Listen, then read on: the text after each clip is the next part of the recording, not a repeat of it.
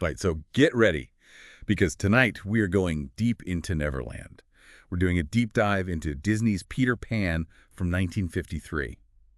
I think it's safe to say we all have some pretty fond memories of this one. Yeah. But tonight, we're going beyond just the nostalgia trip. That's right. Yeah. We're going to try to unpack what makes this film so enduring. Maybe Yeah. we'll find a few things along the way that surprise us. So imagine this. You've got the Darling family, right? Living in their cozy little London home. There's Wendy, John, and Michael, and they are completely enthralled by these stories of Peter Pan. But you've got Mr. Darling, the dad, and he's just like, grow up already. Right. But their mom, Mrs. Darling, she seems to get it. She understands that childlike wonder. Yeah, I think that kind of tension between the world of adults and the world of imagination, it's really at the heart of the story. You almost feel a pull between those two forces, and I think it speaks to that thing that we all feel as kids, where we want to hold on to childhood. And let's not forget Nana is practically running the entire household. I mean, she's the responsible one, right? Totally. But even Nana can't stop Peter Pan from scooping up those kids and taking them off to Neverland. Yeah, it really makes you think about like what it means to truly embrace that childlike spirit. Peter, he just embodies that eternal youthfulness. He's mischievous and adventurous, and I don't think he has any interest in growing up. Oh, and the pixie dust, of course. That's their ticket to fly, right? All right. Every time I see them flying through the air like that, it makes me think back to when I was a kid and thought that anything was possible, Mm-hmm. if you just believed hard enough. It's not just physical flight, though, is it? It's about that freedom to imagine, to dream big, to not, I don't know, not limit yourself. Let's talk about Tinkerbell for a minute. She's such an iconic character, but she can also be kind of a jealous little firecracker, especially when it comes to Wendy. I think Tinkerbell adds this layer of complexity to the story. She's got this possessive edge, which honestly I think a lot of us can relate to. Think back to your childhood friendships and how intense they could be. But she also kind of reminds us that even in a fantastical place like Neverland, there can be a darkness lurking beneath the surface. Oh, for sure. And don't forget, she almost gets Wendy killed. Remember when she convinces the Lost Boys to shoot Wendy out of the sky? I mean, talk about a betrayal. Yeah, that's a real reality check, even in Neverland. And it makes you think twice about whether Peter Pan's carefree attitude is always the best way to go. Totally. So let's switch gears for a second and talk about Captain Hook. I mean, come on. He is just so deliciously evil. And that fear of the ticking crocodile, pure genius. So what do you make of Captain Hook? Well, I think he represents everything that Peter isn't. Captain Hook is fearful and controlling, really obsessed with rules and order, and that ticking clock inside the crocodile. It's like this constant reminder of Hook's mortality. Like, he's always aware that time is running out. It adds a whole other layer of depth to his villainy. Oh, definitely. And speaking of villains, we can't forget Mr. Smee, Hook's bumbling little sidekick. I mean, his antics are hilarious. Yeah, he's a great example of comic relief. I don't think he's truly evil. He just seems, I don't know, kind of incompetent. He lightens up the mood a bit and reminds us not to take everything so seriously. So we've talked about Peter, Tinkerbell, and Hook, but what about Neverland itself? I mean, the Lost Boys, the mermaids, the Native Americans, it's a whole world of, like, fantastical creatures. It is, and I think the Lost Boys in particular are interesting because they're almost like different parts of childhood, right? You've got Toodles who's clumsy, Nibs who's brave, and Slightly who's so imaginative. They all kind of reflect different sides of Peter's personality. And their loyalty to Peter. It's like they found their tribe, their people. I feel like everyone wants that feeling of belonging, of finding where you fit in. That's it. One thing that always struck me is how the film portrays the Native Americans. It definitely reflects some of the stereotypes that were around back then, which honestly is something we need to be aware of. It does, yeah, and I think it's a reminder that our understanding of cultural sensitivity has evolved over time. It's important to look back at these older films with a critical eye. Acknowledge the strengths, but also recognize where they might have fallen short. Okay, on a more captivating note, Yeah. let's talk about those mermaids. They are beautiful, but there's definitely an element of danger there, especially with how jealous they get of Wendy. It's almost like they represent, I don't know, a darker side of fantasy and desire. It's true. They embody that the allure and the potential danger of the unknown, which is something you see a lot in stories like this. And I think it makes you think about how escapism isn't always a good thing. And then you've got that scene where Peter rescues Tiger Lily from Captain Hook. It's such a classic hero moment. He really shows his bravery and leadership there. Yeah, it's such a key scene because it establishes Peter, as a protector, and it really solidifies that conflict between him and Captain Hook. It's classic good versus evil, freedom versus control. Those themes are timeless, but they really come to life in this story. Okay, so we've talked about all the different characters and creatures in Neverland, but let's dive a little deeper here. What about those themes of, family and growing up? Those really hit home for me. Well, Wendy's character arc is really fascinating in that regard. At first, she loves playing the mother figure to the lost boys. But eventually, you start to see her realize that she misses her own family. She misses home. And I think that's a lot for a child to grapple with. And that ending where they all go back home. I mean, it's bittersweet, but it makes such a strong statement about growing up. It's inevitable, but it doesn't mean you have to lose your sense of wonder. It's such a well-done ending. It acknowledges, the passage of time and the importance of family, but it still leaves this glimmer of magic. Do you remember that scene where Mr. Darling sees Peter's ship in the clouds? Oh, yeah. That gets me every time. Yeah. It's like maybe a part of us never really leaves Neverland. Maybe we can hold on to a little bit of that childlike wonder, even as we get older.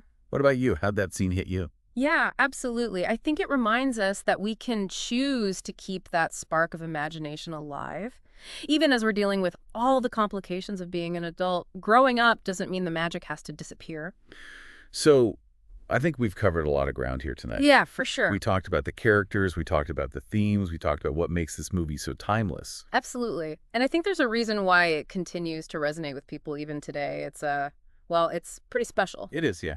Welcome back to our deep dive into Peter Pan. Last time we were talking about the story and kind of what it all means, but this time I want to sort of dig into the creative side of the movie. How did this all come together? Okay, I'm ready. The whole, magic of Disney animation, Yeah. I've always been fascinated by that, and Peter Pan is no exception. So let's go behind the scenes, right? How do they actually do it? Well, it all starts with Walt Disney himself, right? I mean, the guy he was obsessed with this story. He loved J.M. Barrie's play, Peter Pan or The Boy Who Wouldn't Grow Up. He dreamed about making this into an animated film for years. You can really feel that passion, in every scene. This wasn't just some random project for him. It was like a real labor of love. Oh, absolutely. I mean, Disney, he put everything he had into this. And he had this amazing team of animators, some of the best.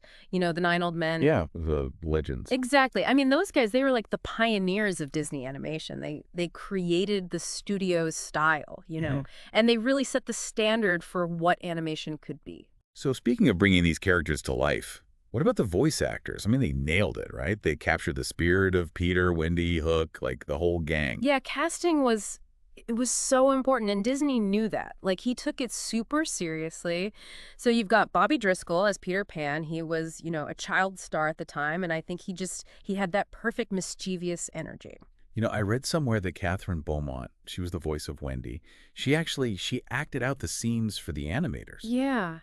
They would do that sometimes. They'd use live action references so that the animators could get the movements and expressions just right. So the actors, they would basically perform the scenes, and then the animators would use that footage as a guide when they were drawing. Wow, that's amazing. Yeah. I mean, it makes sense, right? It makes the characters feel so real.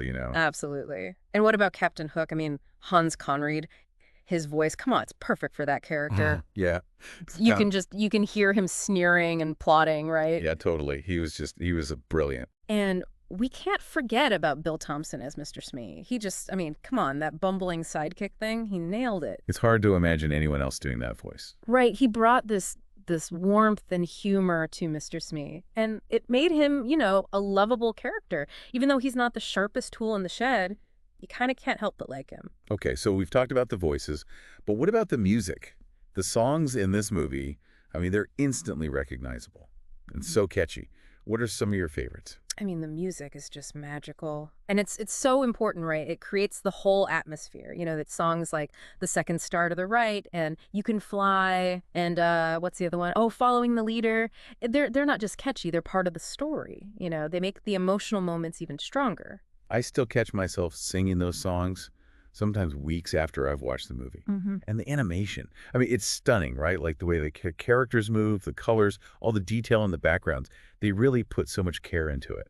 Yeah, it shows you how talented those Disney animators were. I mean, they use all these different techniques, like rotoscoping, to make the movements look so real and fluid, especially the flying Oh, the scenes. flying scenes are my favorite. You really feel like you're soaring through the air with them. And they had all those little touches of magic too, right? Like the pixie dust and the shadows and the shimmering water. It really just, it pulls you into that Yeah, world. it's enchanting. And it's just, it's obvious that they really thought about every little detail. Like, no wonder it's considered a classic. It really is. I mean, Peter Pan, it's a masterpiece. It's a masterpiece of animation, and it's a masterpiece of storytelling.